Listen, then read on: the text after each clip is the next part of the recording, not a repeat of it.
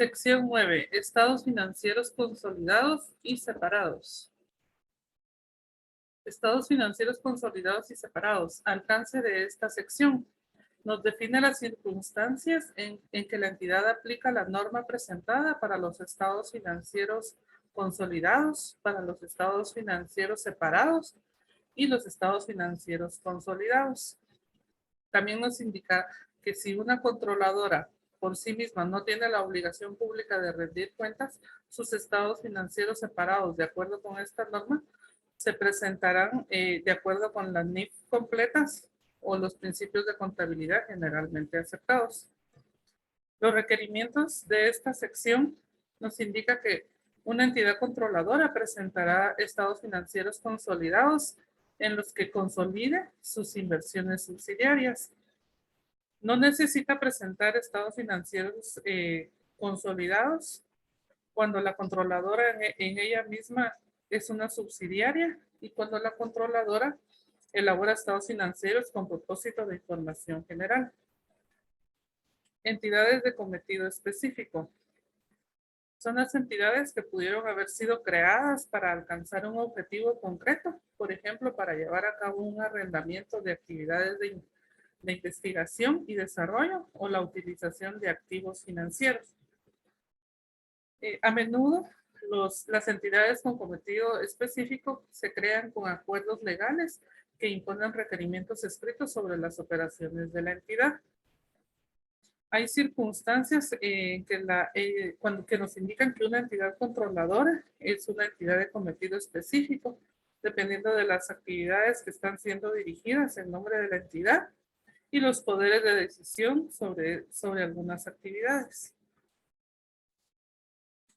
Los procedimientos de consolidación nos indica que al preparar los estados financieros consolidados, la entidad combinará los estados financieros de la empresa controladora y sus subsidiarias, eliminará el importe de libros de la inversión de la controladora, medirá y presentará las participaciones no controladas en los resultados de las subsidiarias, medirá y presentará las participaciones no controladoras en los activos netos de las subsidiarias.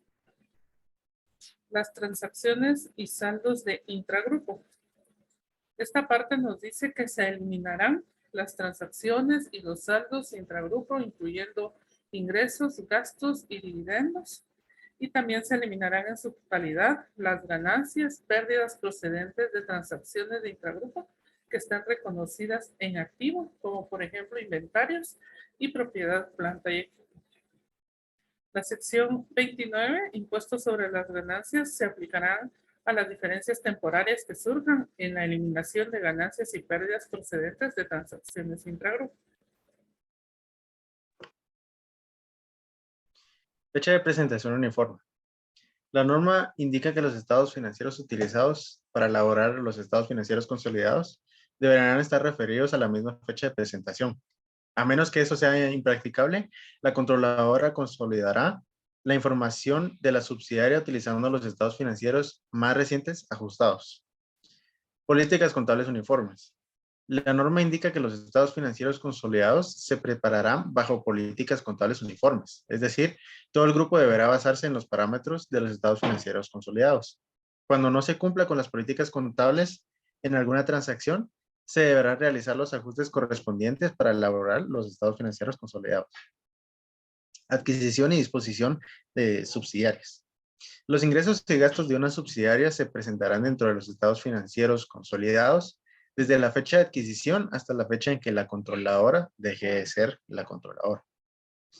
Cuando esto suceda, la diferencia entre los recursos obtenidos de la subsidiaria y el valor en libros a la fecha en la que se pierde el control, se reconocerá el resultado en el estado de resultado integral consolidado. Si una subsidiaria deja de ser subsidiaria, pero mantiene una inversión sobre la misma, esta se reconocerá como un instrumento financiero. Participaciones no controladoras en subsidiarias. La norma indica que una entidad presentará las participaciones no controladoras en el estado de situación financiera consolidado como parte del patrimonio. Se deberá revelar las participaciones no controladoras en los resultados del grupo separado del estado de resultado integral y el resultado se atribuirá a los propietarios.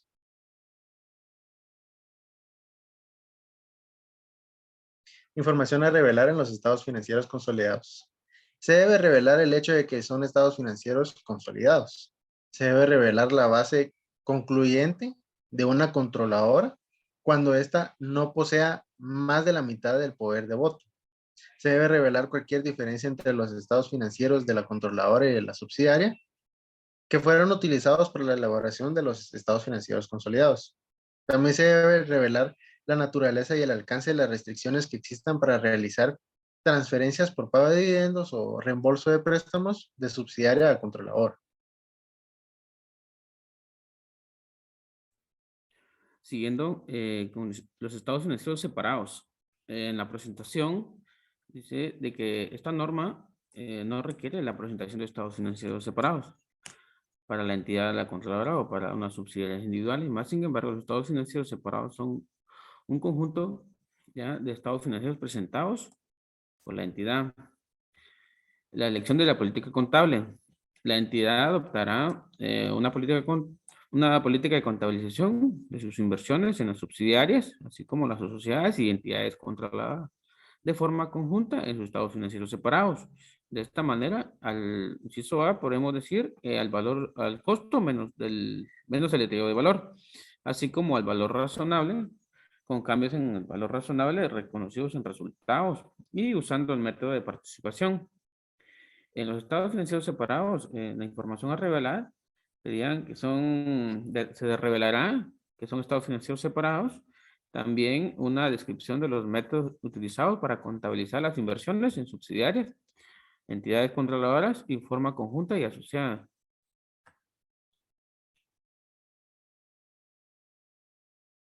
Estados financieros combinados. Los estados financieros combinados son un conjunto de estados financieros de dos o más entidades bajo un control común. Si el inverso prepara estados financieros combinados y lo describe como conforme a la ley para pymes, esos estados cumplirán con todos los requerimientos de esta norma.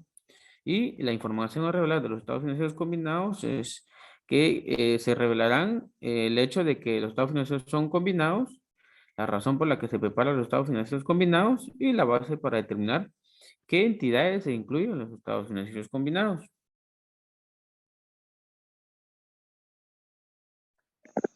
Sección 19, combinaciones de negocios y plusvalía.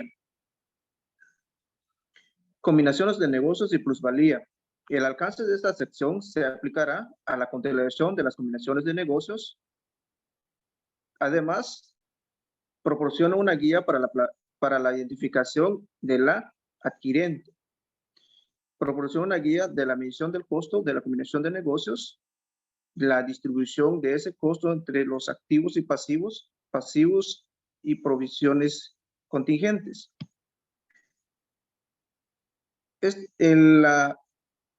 Esta sección hace la excepción de la aplicación en cuanto a negocios bajo control común. Esto significa que la entidad que se controla están controlados el negocio conjunto y la adquisición de un grupo de activos. Definición de combinaciones de negocios. La combinación de negocios es una entidad, es la unión de entidades o negocios separados en una única entidad que informa. Puede estructurarse de diferentes formas por motivos legales, fiscales o de otro tipo. Las combinaciones de negocios se controlarán por el método de la adquisición.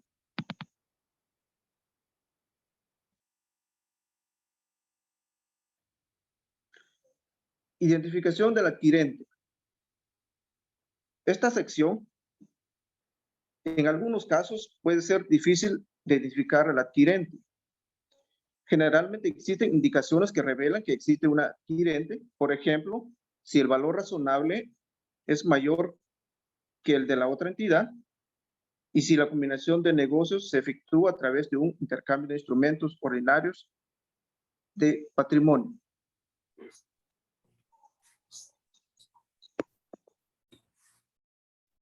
Costo de una combinación de negocios. El adquiriente deberá medir el costo de la combinación del negocio como la suma de los valores razonables a la fecha de la adquisición de los activos entregados y los pasivos incurridos o asumidos. Ajustes al costo de una combinación de negocios por contingencias debidas a eventos futuros. Cuando un acuerdo de combinación de negocios incorpore algún ajuste al coste de combinación que depende de sucesos futuros, la adquiriente incluirá el importe estimado de ese ajuste en el costo de la combinación a la fecha de la adquisición. Distribución del costo de una combinación de negocios. La adquiriente distribuirá en la fecha de adquisición el costo de una combinación de negocios a través del reconocimiento de los activos y pasivos y una provisión para los activos contingentes identificables de la adquirida que satisfagan los criterios del reconocimiento de conformidad con el párrafo 19.15 por sus valores razonables en esa fecha. Los pasivos contingentes. En el párrafo 19.15 indica que la adquiriente solo reconocerá una provisión para un pasivo contingente de la adquiriente por separado si su valor razonable puede medirse con fiabilidad. La plusvalía, la adquiriente o la fecha de la adquisición. Reconocerá como un activo la plusvalía adquirida en una combinación de negocios y medirá inicialmente esa plusvalía a su costo, siendo este el exceso del costo de la combinación del negocio sobre la participación de la adquiriente en el valor razonable. Asimismo, la información a revelar, entre ellos la combinación de negocios durante el periodo sobre el que se informa, indica de que se debe revelar los nombres y descripciones de las entidades de negocios combinados. Y para todas las combinaciones de negocio, pues se debe de revelar los cambios que surgen de las nuevas combinaciones de negocios, las pérdidas por deterioro del valor, las disposiciones de negocios adquiridos previamente.